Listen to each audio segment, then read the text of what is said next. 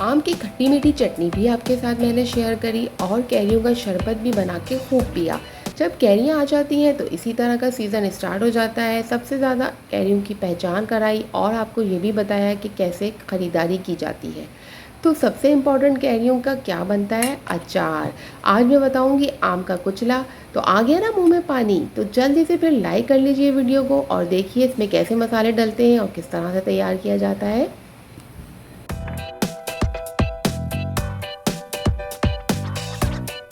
अस्सलामुअलैकुम। तो कैसे हैं आप सब? होंगे मज़े में हमेशा की तरह। ये कैरी काट के क्या हिसाब दे रहे हैं? 100 रुपये। अचार की कैरी आ गई है। अब ख़त्म होने वाली है तो बोल लिया आगे। जी, इनकी बात पे ध्यान मत दीजिएगा। मई और जून के महीने में ही कैरियाँ आती हैं और इसी में इसका अचार डाला जाता है। तो हम आ गए मार्केट में कैरियाँ ख़रीदने के लिए। मैं यहाँ पर आपको 1 किलो की रेसिपी दूंगी, लेकिन सबसे पहले हम ख़रीदेंगे मसाले। मसाले बहुत इंपॉर्टेंट होते हैं अचार में और ये फ्रेश होने बहुत ज़रूरी हैं। मैं जो जो चीज़ लूँगी उनके प्राइस भी आपको बताऊँगी। यहाँ पर ये मैंने पैकेट लिए थे ज़ीरे का, कलौंजी डलती है इसमें, ये वाइट ज़ीरा है और ये मिक्स अचार का पैकेट है जो कि मुझे 130 रुपये का मिला था। और इसके अंदर सारे मसाले जो कि अचार में डलते हैं, जैसे कि ज़ीरा, कुटी मिर्च, मेथी दाना, पिसी मिर्च और सारी चीज़ें इसके अंदर ऐड थी।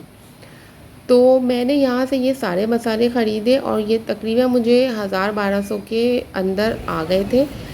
ये बहुत बड़ा पैकेट था, सौंफ का मुझे इतना नहीं चाहिए था, तो मैं इसको जब निकाल के डालूँगी तो उसकी आपको मिकदार क्वांटिटी पूरी बता दूँगी अचार जब बनाएंगे। तो अभी तो हम पूरे पैकेट ही लेंगे। यहाँ पर 50 ग्राम के पैकेट भी थे और 25 ग्राम के भी थे, छोटे बड़े, इससे बड़े भी पैकेट थे।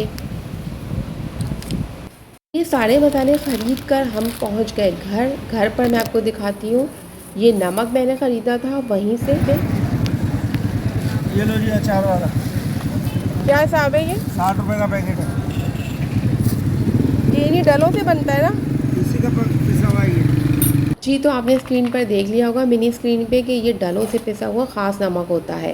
कैरी मैंने ली है 1 किलो और कैरी की पहचान ये है कि ये पतले छिलके की देसी कैरी हो, क्योंकि अगर इसका छिलका मोटा होगा या अंदर से ये नरम निकलेगी तो अचार अच्छा नहीं बनेगा। ये कड़क होनी चाहिए और अंदर से पीली ना हो। कैरी के छिलके उतार के अब हम इनको कद्दूकश करेंगे। तो ये अचार बहुत मज़े का बनता है और बहुत जल्दी बनता है। अब हम इसको ग्रेट कर लेंगे जैसे हम गाजरों को कद्दूकश करते हैं। आप चाहें तो इनको बारीक काट कर भी चॉपर कर सकते हैं। ये देखिए इस तरीके से इसको बना लीजिए।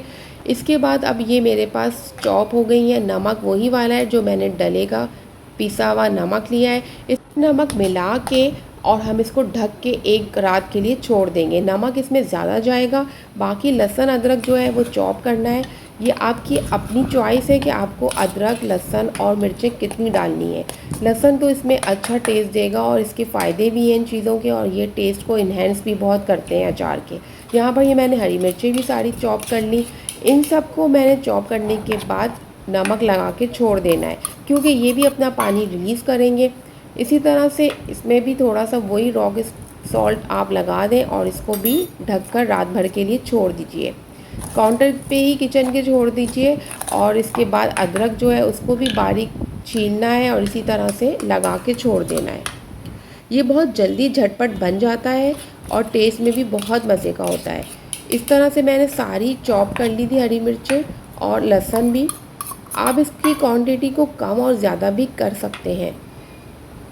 तो यही वाला मैंने जो नमक पिसवाया है यही वाला मैं इसमें डालूँगी, क्योंकि बाकी जो नमक होते हैं वो पानी छोड़ते हैं और अचार को ख़राब करते हैं। ये बहुत इंपॉर्टेंट स्टेप है जो मैं आपको बता रही हूँ, ये कोई भी आपसे शेयर नहीं करेगा। इसको किस तरीके से लंबे टाइम तक के लिए चलाना है और कैसे रखना है, ये सब मैं आपसे शेयर करूँगी। इनकी टिप्स भी और ट्रिक्स भी। अक्सर हमारे अचार ख़राब होते हैं, उनकी काफ़ी वजूहत होती हैं जो कि मैं आपको बताऊँगी। आपका अचार कभी इस तरीके से बनाएंगे तो आप ख़राब नहीं होगा।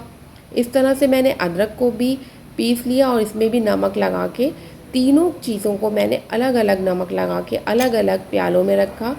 प्लास्टिक के प्याले ना लीजिएगा, सिल्वर के प्याले लीजिएगा। और लकड़ी का एक कपड़ा मलमल का लेकर आई हूँ जो कि बिल्कुल नया है। आप घर से भी पुराना मलमल का कोई भी कपड़ा लेके या साफ़ी ले सकते हैं जो कि बड़े दानों मतलब कि खुली हो, जिसमें से हवा आसपास से जाती हो, क्योंकि ये हम अचार पे भी ढक देंगे। इस तरह से छन्नी के ऊपर ये कपड़ा डालकर सारी कैरियों को रात गुजारने के बाद दूसरे दिन आपने इस तरह से स्ट्रेनर के साथ इसका पानी निकाल लेना है। और अब आप ये देखिएगा कि इसमें कितना पानी और जूस निकल रहा है कैरी का। ये देखिए, इसका सारा पानी हमने अच्छी तरह से निचोड़ लेना है। आपने जितनी भी रेसिपीज़ देखी होंगी उनमें ये चीज़ नहीं बताई गई होगी, या जिनमें बताई भी गई होगी वो पानी वाला अचार होगा जो जल्दी ख़राब होता है। इस तरह करने से काफ़ी दिन ये अचार रहेगा। और बाकी जो लहसुन, अदरक, हरी मिर्चें हैं उनको भी इसी तरह स्ट्रेनर में डाल के छान लेंगे। अब ये मैंने ये कि सारा निकाल लिया, किसी भी तसले में हाथ बिल्कुल यूज़ नहीं करना। अब ये पानी जो है वो फेंके नहीं, बल्कि ये भी आपके इस्तेमाल में आ जाएगा खाने वाने पकाने में। जब आप यूज़ करते हैं दही की जगह इसको आप डाल सकते हैं। अब मैं जो पैकेट लाई थी मिक्स मसालों का, जिसके अंदर सब कुछ था, वो मैं इसमें से निकालूंगी। आप चाहें तो इसको थोड़ा सा तवे पे ड्राई रोस्ट भी कर सकते हैं, उससे इसका टेस्ट और इन्हेंस हो जाएगा मसाले भूनकर, और इनके अंदर जो नमी होगी वो भी निकल जाएगी। लेकिन मेरे मसाले फ़्रेश हैं और वहाँ से मैंने लिए हैं, वहाँ पर मसाले फ़्रेश ही होते हैं। तो ये सारी चीज़ें मैंने इसमें ऐड कर दी। नमक भी अपने हिसाब से मिला लीजिए, कम ज़्यादा हो सकता है।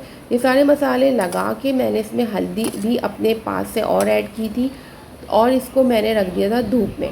धूप अगर नहीं भी आती तब भी आप किचन के काउंटर पे छोड़ सकते हैं, और इसको 2 से 4 घंटे धूप लगने के बाद इस तरीके से देखें। मैंने सरसों का तेल यूज़ किया है, जो कि स्पेशल अचार का तेल होता है। इसको बहुत से लोग पका के नहीं डालते, लेकिन मैं इसलिए यूज़ करती हूँ पका के कि इसके अंदर बैक्टीरिया होते हैं जो कि पकाने से ख़त्म हो जाते हैं, और दूसरे इसकी एक ख़ास महक होती है जो कि बहुत से लोगों को पसंद नहीं होती और उनको हज़म नहीं होता, भारीपन महसूस होता है। इसलिए इसको किस तरह से पकाएंगे ये भी मैं आपको इसमें दिखाऊंगी। आप एक बड़ी सी कढ़ाई में ले लें, मेरे पास ये 2 किलो तेल है और मेरा अचार 1 किलो है, उसके हिसाब से ये बहुत ज़्यादा है। अब मैं इसको यहाँ पर रख दूँगी तेज़ आंच पे। इसको पकने के बाद जब ये बहुत हीट पे आ जाएगा तो इस तरीके से आटे का एक पेड़ा बनाएंगे। इसमें रोटी नहीं डालनी, ना डबल रोटी डालनी है। इसके अंदर इसी तरह से आटे का पेड़ा बना के डालना है। वो इसकी सारी स्मेल को ऑब्ज़र्व कर लेगा, और ये जब ब्लैक कलर का हो जाएगा तो इसको बाहर निकाल कर रख देंगे। पहले मैंने आपसे पकौड़ों की रेसिपी में सरसों के तेल को जलाने की जो चीज़ बताई थी वो डबल रोटी का टुकड़ा था, लेकिन यहाँ पर हमें इस तरह का कलर करना है। और ये देखें, इसको ढक के रख देना है 1 दिन ठंडा होने के लिए। दूसरी तरफ हम ये सारे मसाले ड्राई रोस्ट कर लेंगे, जिसके अंदर मैंने पैकेट लिए थे कुटी हुई मिर्चें हैं जो मैंने पीस ली हैं, और ये राई मेरे पास घर में थी। इसको मैंने हल्का सा मोटा सा कूट लेना है, या मिक्सी में मोटा सा पीस लें। पिसी हुई राई भी लोग डालते हैं, लेकिन मैं इसी तरह की राई इस्तेमाल करती हूँ। अब जो मैंने ये मसाले बनाए हैं, जिसके अंदर ज़ीरा भी है, कुटी हुई मिर्च है, इसके अलावा पिसी हुई मिर्च और तलार मिर्च भी मैं डालूँगी इसमें रेड कलर आने के लिए। ये सारे मसाले देखिए मैं ड्राई रोस्ट कर रही हूँ, इससे इनका फ्लेवर बहुत अच्छा निकल कर आता है। धनिया इसके अंदर ना डालें, मैं थोड़ा सा साबुत धनिया और साबुत सौंफ डालूँगी। इसके अलावा आप जिसके अंदर भी अचार डालेंगे उनको आप इसी तरीके से बाहर रख दें, धूप में धो के। खुश्क होने के बाद थोड़ा सा मैं यहाँ पर सेब का सिरका है जो अचार के लिए डाला जाता है। अगर आपके पास ये ना हो तो सिट्रिक एसिड भी डाल सकते हैं, इससे ख़राब नहीं होगा अचार। या फिर आप सादा विनेगर भी यूज़ कर सकते हैं। इस तरह से बाल्टी में लगा लें। मेरा अचार कम है मगर बाल्टी भी लीजिएगा, और थोड़ी सी बड़े मुँह की। कुटी हुई मिर्च मुझे कम लग रही थी, मैंने ये साबुत मिर्च को कूटा है घर में, और ये मसाले में अपने पास से थोड़े से और ऐड कर रही हूँ। आप अपने इसके हिसाब से डाल सकते हैं। कुछ लोग इसके अंदर भी डालते हैं जो इसको ख़राब होने से बचाती है, लेकिन उसका टेस्ट बहुत से लोगों को पसंद नहीं आता। कलौंजी भी डालें और अजवाइन भी थोड़ी सी डाल दीजिए। अजवाइन बादी होती है, इसलिए वो बादीपन को मारती है। इसमें बहुत फ़ायदा है, आप खाने के बाद हाजमा भी करेगा और नुकसान भी नहीं देगा, इससे आपका गला भी ख़राब नहीं होगा। अब मैंने इन सारे मसालों को अच्छी तरह से मिक्स कर लिया था ताकि ये अच्छी तरह से मिक्स हो जाए। अब यहाँ पर देखिए तेल हमने इतना डालना है जो इसके अंदर ये डूबे रहें और तेल इसके ऊपर रहे। मैं किसी भी जार में इसको शिफ्ट नहीं करती, बल्कि इसी तरह बाल्टी में ही खर्च हो जाता है। पहले मेरे पास उसके के मरदबान थे, लेकिन उससे ज़्यादा बेहतर इसके अंदर बनता है अचार, बिल्कुल सही, ना काला होता है ना ख़राब। और ये कि इसको आप लोगों की नज़रों से बचाएं, जैसे कि हमारे बड़ी बूढ़ियाँ बताती हैं कि परछाया पड़ता है या बुरी नज़र, तो ये एक हकीकत है। इसको आप सेफ़ रखें ताकि लोगों की नज़र ना पड़े और आपका अचार ख़राब ना हो। अब मैं इसको धूप में रख दूँगी 1 से 2 दिन इस तरह से ढक कर, और उसके बाद 2 दिन के बाद ये देखिए इसमें टेस्ट और खटास पैदा हो जाएगी।